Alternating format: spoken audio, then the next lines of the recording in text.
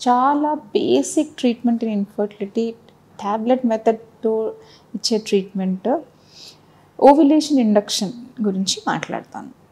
అంటే ఇది ఫర్టిలిటీ సెంటర్స్లోనే కాదు, నార్మల్గా అందరూ గైనకాలజిస్టులు వాళ్ళ ఓపీడీస్లో కూడా కామన్గా ప్రిస్క్రైబ్ చేస్తూ ఉంటారు ఈ ట్రీట్మెంట్ని. సో ఈ ట్రీట్మెంట్ అనేది అసలు ఎవరెవరికి ఇస్తాము, ఎట్లా ఇస్తాము, దీని సక్సెస్ రేట్ ఎలా ఉంటుంది, ఈ ట్రీట్మెంట్లో ప్రెగ్నెన్సీ సపోర్ట్ కోసం ఎలాంటి మెడికేషన్ ఇస్తాము, అవన్నీ నేను మీతో డిస్కస్ చేస్తాను. సో నార్మల్గా ఏదైనా ఫర్టిలిటీ సెంటర్కి వెళ్ళినప్పుడు మేడం డైరెక్ట్గా అందరికీ ఐవీఎఫ్ఏ అవసరం అవుతుందా, అందరికీ ఐవీఎఫ్ఏ చేసేస్తారా అని చాలామంది అడుగుతుంటారు. అది చాలా రాంగ్ కన్సెప్షన్ అండి. సో నార్మల్గా పేషెంట్ బేస్డ్ ట్రీట్మెంట్ అంటాం. అంటే ఏ పేషెంట్కి ఎలాంటి ట్రీట్మెంట్ అవసరమో అదే ఇస్తాము. సో చాలా simple treatment tablet method ovulation ఇండక్షన్తో కూడా చాలా ప్రెగ్నెన్సీస్ వస్తాయన్నమాట ఫర్టిలిటీ సెంటర్స్లో. అంటే ఫర్టిలిటీ సెంటర్కి వెళ్తే డైరెక్ట్గా ఐవీఎఫ్ఏ చేస్తారు అనేది చాలా అపోహ అనమాట. సో నార్మల్గా ఈ ట్రీట్మెంట్ ఎవరెవరిలో చేస్తాము అంటే చాలా యంగ్ కపుల్ ఉన్నారు, పేషెంట్కి ఇర్రెగ్యులర్ సైకిల్స్ ఉన్నాయి, అంటే పీసీఓఎస్ యూజువల్గా కామన్గా ఇర్రెగ్యులర్ సైకిల్స్ పీసీఓఎస్లో నార్మల్గా న్యాచురల్గా ఎగ్ పెరుగుదలలో ప్రాబ్లం ఉంటుందన్నమాట. దీన్ని యానోబులేటరీ సైకిల్స్ అంటాం. సో ఇలా అంటే ప్రొలాక్టిన్ డెఫిషియన్సీస్లో మిగిలిన మెనీ కండిషన్స్లో కూడా ఈ ఎగ్ పెరుగుదలలో ఇబ్బంది ఉంటుంది. సో అలాంటి కండిషన్స్లో ఈ ఓవ్యులేషన్ ఇండక్షన్ అనే ట్రీట్మెంట్ చాలా హెల్ప్ చేస్తుంది అనమాట. సో ఈ ఓవ్యులేషన్ ఇండక్షన్ ట్రీట్మెంట్కి ఎలాంటి డ్రగ్స్ వాడతాము అంటే సింపుల్ ట్యాబ్లెట్స్ వాడతాము ఇనీషియల్గా. సెకండ్, ఇవి ట్యాబ్లెట్స్తో పెరగకపోతే ఇంజెక్షన్స్ వాడతాము. అందులో 2 రకాల ఇంజెక్షన్స్ వాడతాం అనమాట. అది ఒకవేళ వీటితో కూడా అవ్వకపోతే నెక్స్ట్ స్టెప్ కొంచెం హయ్యర్ డోస్ ఇంజెక్షన్స్కి వెళ్తాం.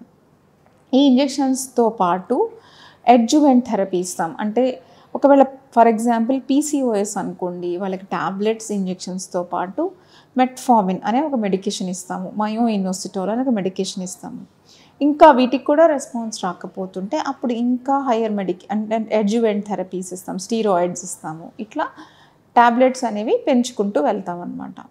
సో ఇది ఎలా స్టార్ట్ చేస్తామంటే పీరియడ్ వచ్చిన సెకండ్ డే కపుల్ మా దగ్గరికి వచ్చినప్పుడు హస్బెండ్ 7 పారామీటర్స్ ఇవాల్యుయేట్ చేసి ట్యాబ్లెట్స్ అనేవి స్టార్ట్ చేస్తాం అనమాట.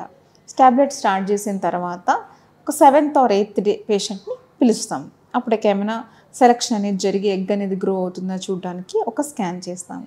అప్పుడు కనుక గ్రోత్ ఉంది అనుకోండి, ఆ గ్రోత్ ఫాలో అయ్యి ట్రిగ్గర్ ఇంజెక్షన్ ఇస్తాము. ఒకవేళ గ్రోత్ లేదు అనుకోండి, వాళ్ళకి ఇంజెక్షన్స్ యాడ్ చేయడము లేకపోతే డోస్ అనేది పెంచడం అనేది చేసి మళ్ళీ స్కాన్కి పిలుస్తామన్నమాట.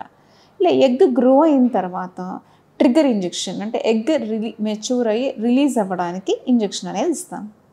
ఇచ్చి 36 hours యూజువల్గా 36 hours పిలిచి అసలు ఎగ్ రిలీజ్ అయిందా లేదా చూస్తాము. ఈ నార్మల్ టీఐ ట్రీట్మెంట్ అంటే టైమ్డ్ ఇంటర్కోర్స్ ట్రీట్మెంట్లో అయితే ఎగ్ రిలీజ్ అవ్వడానికి ఇంజెక్షన్ ఇచ్చి హస్బెండ్ వైఫ్ని కలిసి ఉండమని చెప్తాము. ఒక 3-4 days తర్వాత పిలిచి అసలు ఎగ్ అనేది రిలీజ్ అయిందా లేదా అన్నది చూస్తామన్నమాట. ఎగ్ రిలీజ్ అయిన తర్వాత హస్బెండ్ వైఫ్ కలిసిన తర్వాత వాళ్ళకి ప్రెగ్నెన్సీ సపోర్ట్ థెరపీస్ ఇస్తాం. ఏమి ఇస్తాము దానికి అంటే ప్రొజెస్ట్రాన్ టాబ్లెట్స్ ఇస్తాము. అవి 2-3 types ఆఫ్ ప్రొజెస్ట్రాన్స్ ఉంటాయి. కొన్ని వెజనల్ ప్రొజెస్ట్రాన్స్ ఇస్తాము, కొన్ని ఓరల్ ప్రొజెస్ట్రాన్స్ ఇస్తాము. ఓరల్ ప్రొజెస్ట్రాన్స్లో కూడా different type of tablets ఇస్తామన్నమాట.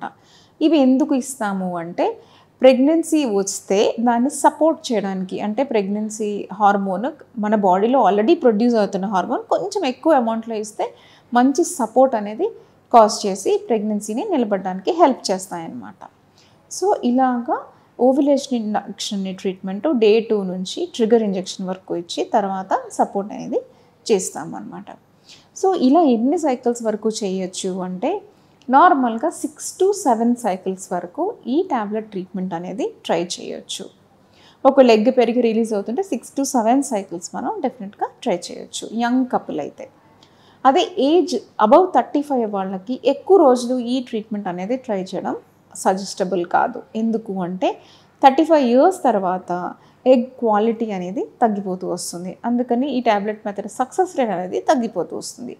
Above 35 వాళ్ళకి ఏదైనా ఐఓఐకి స్టెప్అప్ చేయడమైనా లేకపోతే ఐవీఎఫ్ చేయడమైనా చేయాల్సి రావచ్చు.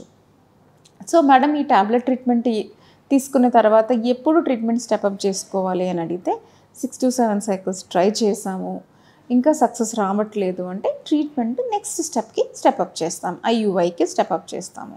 అప్పుడు కూడా ఒక 3 సైకిల్స్ మనకి సక్సెస్ రాలేదు అంటే నెక్స్ట్ ఐవీఎఫ్ ట్రీట్మెంట్కి స్టెప్అప్ చేస్తాం అనమాట. ఈ ట్రీట్మెంట్ స్టెప్అప్ స్లోగా వెళ్ళడానికి మెయిన్గా మేల్ పారామీటర్స్, సెమెన్ పారామీటర్స్ కొంచెం నార్మల్గా ఉంటే మనం ఎక్కువ సైకిల్స్ వెయిట్ చేయొచ్చు. వాటిలో కూడా ఏదైనా అబ్నార్మాలిటీ ఉంది అంటే మేల్ పారామీటర్స్లో సెమెన్ కౌంట్ తక్కువ ఉండడం కానీ, మొటిలిటీ తక్కువ ఉండడం కానీ, నార్మల్ ఫామ్స్ తక్కువ ఉండడం కానీ ఇట్లా ఏమైనా ఉంటే ఇమీడియట్గా ట్రీట్మెంట్ ఐవీఎఫ్కి స్టెప్అప్ చేసుకోవడం అనేది ఇంపార్టెంట్ అవుతుంది. ఎందుకు అంటే టైం టు ప్రెగ్నెన్సీ, అంటే ట్రీట్మెంట్ నుంచి ప్రెగ్నెన్సీ టైం అనేది తక్కువ అవుతుంది అనమాట. సో నార్మల్గా ఒక ఫర్టిలిటీ ట్రీట్మెంట్ కోసం కపుల్ వచ్చినప్పుడు డైరెక్ట్గా ఐవీఎఫ్ అనేది అన్ఇండికేటెడ్ ఎవరికి సజెస్ట్ చేయము. First will start with basic tablet treatment, next IUI treatment, next అలా స్టెప్అప్ చేసుకుంటూ వెళ్తాం అన్నమాట. Thank you.